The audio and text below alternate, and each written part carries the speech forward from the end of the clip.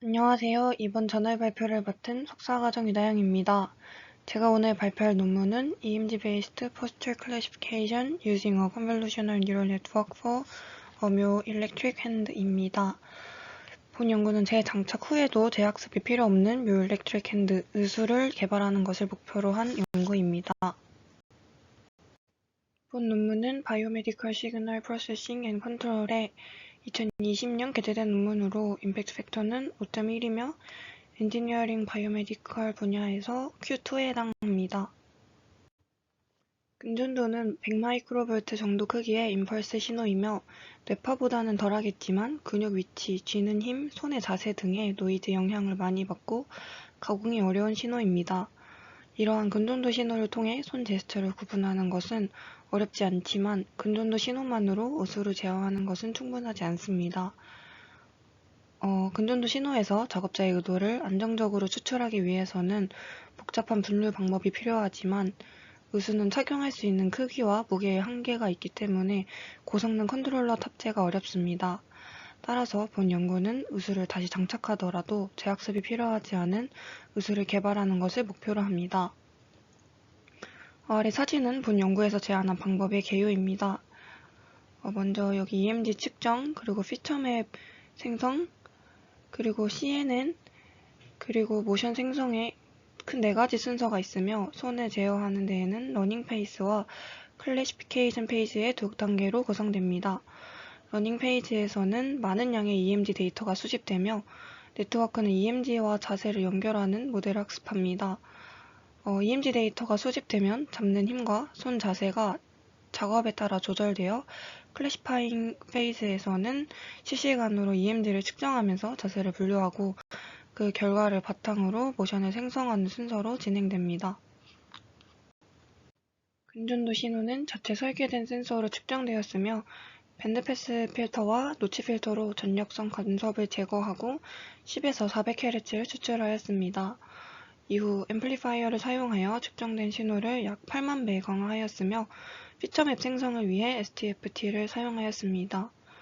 STFT는 아래의 식으로 수행되었으며 제한된 분류기인 CNN의 입력으로 사용할 수 있도록 이미지로 변환되었습니다.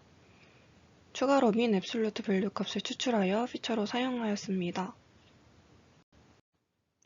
피겨 5에서 볼 수 있듯이 제한된 방법에 사용된 CNN은 컨볼루션, 풀링, 풀리 커넥티드 레이어 등의 9개의 레이어로 구성되었습니다.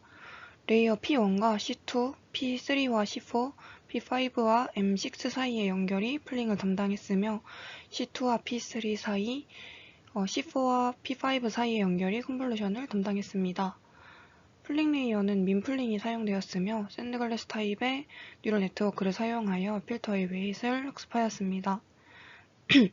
액티베이션 펑션으로는 렐루가 사용됐습니다. M6와 F7 사이의 연결은 모든 채널의 정보를 통합하였고 F7과 F8 사이, F8과 F9의 풀리 커넥티드 레이어는 분류를 담당했습니다. 각 자세에서 이미지가 추출되었으며 각 채널마다 데이터셋이 구성되어 네트워크는 각 데이터셋을 600번 학습하였습니다. 100회의 학습마다 노드 개수당 RMS가 저장되어 마지막으로 출력층인 F9에서 각 자세별 뉴런의 값을 비교하여 가장 큰 뉴런의 자세를 분류 자세를 결정하였습니다. 다음은 실험 조건에 대한 설명입니다. 아래의 두 그림은 센서의 부착 위치를 나타내며 먼저 왼쪽의 사진은 건강한 피험자에 대해 센서를 부착한 사진입니다. 센서는 플렉서 디지토룸 슈퍼피셜리스라고 불리는 근육을 포함하여 총 5군데에 위치시켰는데 해당 근육들은 모두 손가락 움직임과 관련되고 외부 촉진에 의해 결정될 수 있게 선정되었다고 합니다. 다음으로 절단 환자의 경우 근육 위치가 다르기 때문에 촉진을 통해 근육 활동이 관찰되는 위치에 센서를 부착하였습니다. 우측의 피겨 9과 테이블 3는 피험자에게 제스처 수행 시 요청한 목표 파형을 나타냅니다. 휴식, 유지, 상승, 피크 및 반복 시간에 5가지 매개 변수가 있으며 근전도 데이터의 진폭은 근육 수축과 상관관계가 있기에 앞서 말씀드린 대로 진폭 평균을 반영하는 MAV 값을 통해 타겟 폴스를 지정하였습니다. 피험자에게 요구하는 타겟 폴스는 1.5, 2.0, 2.5V까지 힘을 주도록 간접적으로 규제되었으며 여기서 타겟 폴스를 지정한 이유는 피험자마다 힘의 차이로 인해 서로 다른 자세를 수행하는 것을 방지하기 위한 것입니다. 그림상에서 클라이밍 타임인 상승 기간 동안 힘을 주기 시작해서 피크 값인 1.5, 2.0, 2.5V까지 힘을 주고 킵 타임에서 힘을 유지하는 것을 제스처마다 수행하도록 지시하였습니다. 좌측은 피험자에게 수행하도록 요청한 9가지의 제스처입니다. 레스트, 오픈 핸드, 파워 그래스프 등의 기본적으로 자주 사용되는 제스처로 구성되었으며 레스트를 제외한 8개의 제스처는 앞에서 MAV 값을 기준으로 정한 1.5, 2.0, 2.5V 폴스 값에 대해 3번씩 반복 수행되었습니다. 우측 사진은 수집된 EMD의 데이터를 이해를 보여줍니다. MAV는 데이터를 보면 파워 그래스프 스윙 시 타겟 웨이브에 만족한 것을 확인할 수 있습니다. 분류에 사용한 피험자는 총 4명으로 3명의 건강한 남성과 1명의 절단 환자를 대상으로 하였습니다. 근전도 데이터는 총 6일 동안 측정되었으며 하루에 해당하는 금액을 기준까지 측정 후 충분한 시간을 두고 다른 날에 측정을 진행했다고 합니다. 측정된 EMG 데이터는 의수를 재장착하기 전과 후에 대해 평가하였는데 먼저 재장착 전에는 일자별 데이터를 3개로 나누어 2개의 러닝 데이터셋과 1개의 테스트 데이터셋을 이용하여 크로스 밸리데이션을 진행하였습니다. 여기서 일자별 데이터를 3개로 나누었다고 하는데 총 6의 데이터를 순서대로 3개로 나눈 것인지 랜덤하게 나눈 것인지 나눈 기준에 대해서는 언급된 바 없었습니다. 또한 트레디셔널 메소드라고 ANN이 사용되었는데 이는 저자의 이전 연구 등에 사용된 것은 아니고 이미지 레코그니션 방법에 비해 분류 성능이 우수하여 제한된 방법과 비교를 위해 사용된 것으로 보입니다. 재장착 후의 평가에서도 마찬가지로 5일의 러닝 데이터와 하루의 테스트 데이터를 이용하여 분류율을 계산하고 교차 검증을 진행하였습니다. 여기서 C와 D의 방법 차이는 러닝 데이터셋의 다양성이며 D와 E의 차이는 컨볼루션 레이어의 유무입니다. 다음으로 결과입니다. 여기서 피험자 A는 절단 환자를 나타내며 나머지 B, C, D는 건강한 남성이었습니다. 테이블 5는 RMS를 나타내며 테이블 6는 러닝 데이터셋의 평균 분류율을 나타냅니다. 분류율은 러닝 데이터셋과 테스트 데이터셋을 사용하여 레스트와 나머지 8가지 제스처를 3가지 타겟 폴스로 수행하여 총 25개의 클래스로 분류된 분류 비율을 사용하여 도출하였습니다. 재장착 후의 데이터의 경우 재장착을 하며 생기는 노이즈로 인해 분류율이 감소된 것을 확인할 수 있으며 건강한 남성인 BCD를 보면 러닝 데이터셋의 RMS 및 클래시피케이션 레이트에 대해 잘 학습되었다고 추측할 수 있는 반면 절단 환자의 경우 러닝 데이터셋의 분류율이 건강한 피험자에 비해 약간 낮았습니다. 이는 환자 피험자의 근전도 신호가 반복성이 좋지 않고 분류하기 어렵다는 것을 의미하며 실제로 피험자가 사용하는 자세와 다르기 때문에 건강한 피험자보다 신호가 약하기 때문입니다. 다음으로 테이블 7은 테스트 데이터셋의 평균 분류율을 나타냅니다. 재장착 전과 후의 결과를 비교하면 재장착 이후의 분류율이 낮으며 5일 데이터로 학습한 D와 E의 분류율은 C보다 높은 것을 확인할 수 있는데 이는 많은 양의 데이터를 이용한 학습이 분류율 저하를 억제할 수 있음을 보여줍니다.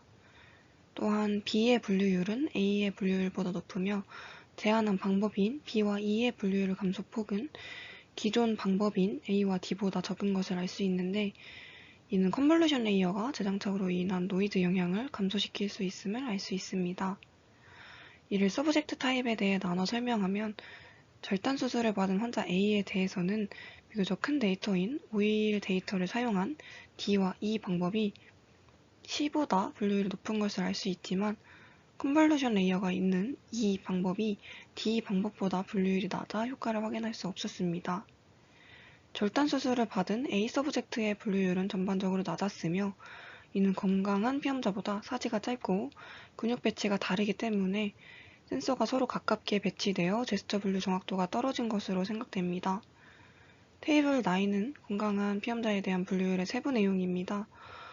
첫 번째 행은 자세 분류가 실패했을 때의 비율이며 두 번째 행은 자세 분류가 정확했지만 타겟 폴스 분류에 실패한 경우입니다.